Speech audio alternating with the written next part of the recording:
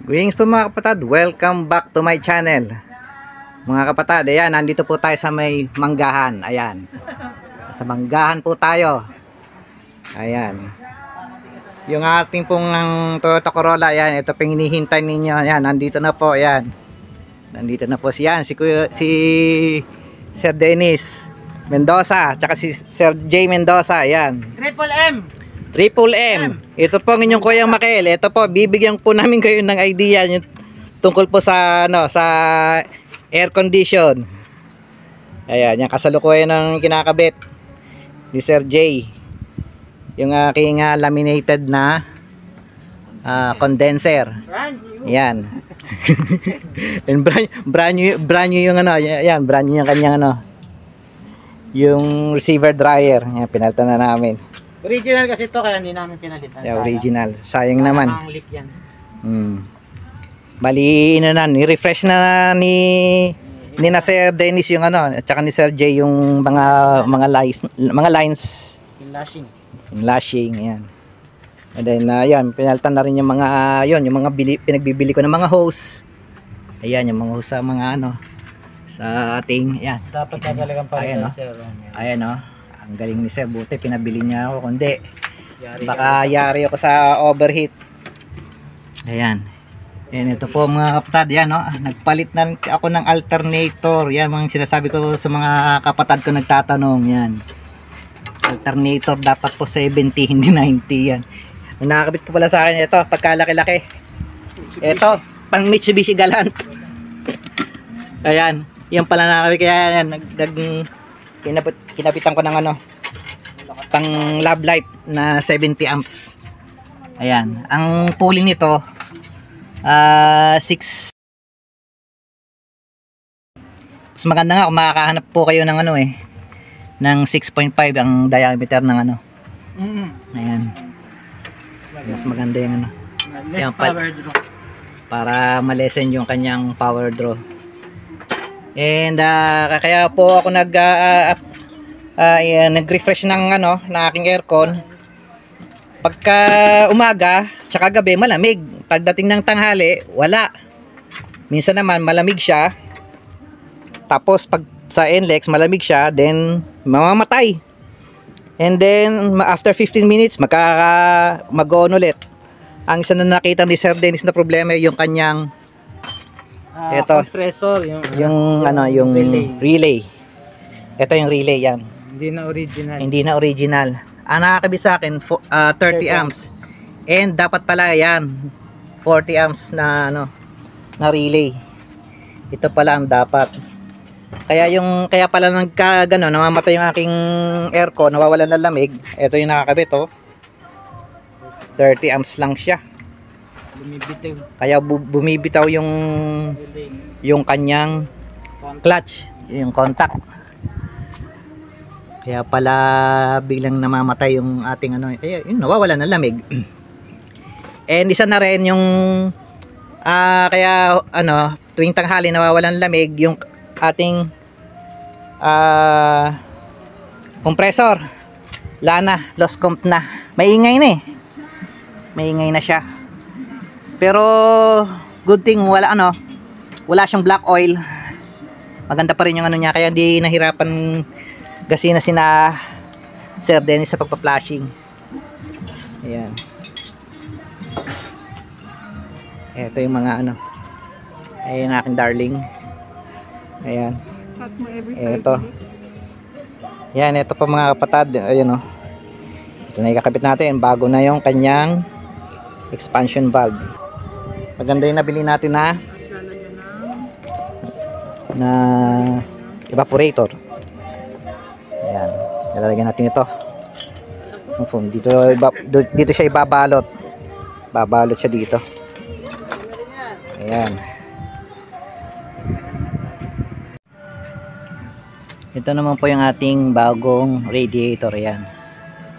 Ayan. Plastic siya. Hindi na siya yung kagaya dati na tanso. Evercool. And kitang-kita nyo, saktong-sakto yung mga niya, yung mga bolt niya. saktong sakto. So original pa talaga tong aking fan, ang aking radiator fan.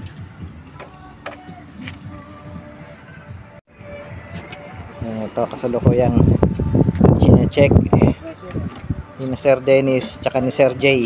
Chine-check nila kung yung oil, kahit po bago yan, maganda yung check-in na rin.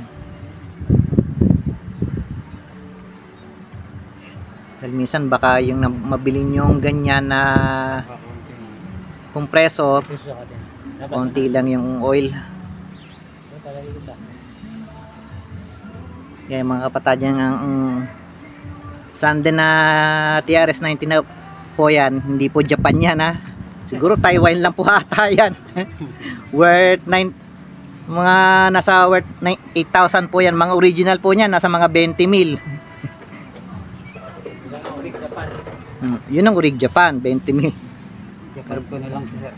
Pero pwede na rin po yan. Tingnan natin kung kung kailan tatagal yun.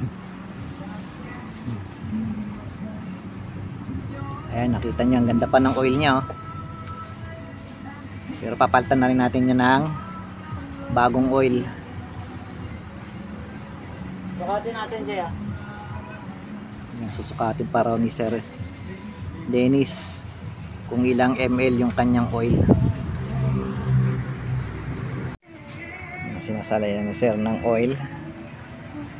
Bali ang total amount of oil na nilalagay po dyan is 100 ml. Yan, pag single lang yung ano niya, single evap. Pero pag double evap, mga 120 ml ang nilalagay na oil sa ating compressor. Ayan, ginagawa ni Sir J, 50-50. 50 ml muna bago 50 ml again, para hindi matapon. Ayan.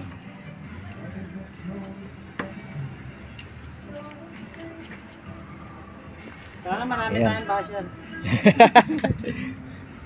Oo nga. Doon nag-i-engage eh. Oo. Pag may basyan, doon magkaka-engage na. Napupuna kayo pag tama yung binano mo eh. Binlag mo eh, alang engagement na nangyayari. Isang sin lang eh. Yung mga kapatid, yung water plug na nakabit doon, oh, sa makina ko. Ayun, oh. Ordinary lang, oh. Yan, nakakatakot. Buti na lang nadala ko na kay Sir Dennis. Ito original to mga kapatid. Ayan, ganito yung original. Yan, tumigas na nga lang. Ayan. Ito, delikado to. Kaya yung pagmula ng ano to, ng overheat. Ito siya. Yan, ito siya mga kapatid. Yan. Dito. Ayan. Ito. Nakapit ni Sir Dennis yan dito. Yung isa naman nandito. Manang ilalim. Ayun. Ayun. Sa doon. Ayan, ayan. Kita nyo. Ayan, oh. Ayan, kasalukuyan tinatanggal ni Sir Dennis yung tornilyo doon. May tornil pa doon. May plug pala doon. Drain plug to. Drain plug ng ano, ng black. Kung magpa-flash kayo, yan. Wala na. Kasi nagpalit tayo doon sa gilid ng hose. Ayun, oh. Ay, mga kakatado. Kaya barado lang. Ayun. Yung pala, pagka magpa-flash kayo, engine flash, maganda tanggalin niyo yan para ano. Piling ko barado, sir eh. Barado pa. Walang tumulo man ng konti.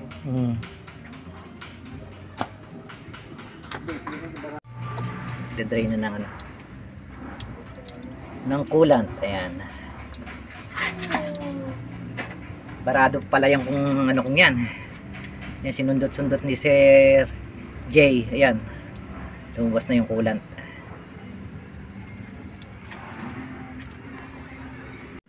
Ito po mga kapatid, yan. Ito yung ating bago. Ito yung ating luma, yung ating serpentine. Ayan, para makita nyo yung pagkakaiba nila. Ayan, ayan na, sir. Inilalapat na ni Sergio yung ano. Ang sabi niya, ito. Ang ganda daw ng ano, ng laminated na ano, lapat na lapat oh. Ayan. Compare dito. Malaki yung gap. Malaki daw yung gap ito, no. As walang gap. Ito, ang laki ng gap dito, ng serpentine. Saka di, ito pa. Saka to, ang lalaki. Meron siya nito sa mga. Bali, ano yun eh. Yung kabilaan sir. Ito, flat na flat. Oh, ito, flat na flat oh. Ito, ang laki. Kaya saktong-sakto pala tong nabili natin na ano. Na evaporator. Na hangin, dumadaan dito. Hindi na papalamig. Yung ibang hangin lumalampas daw dito.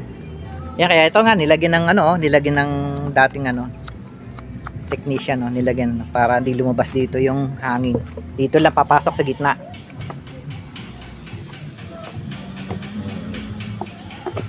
Nilapat na.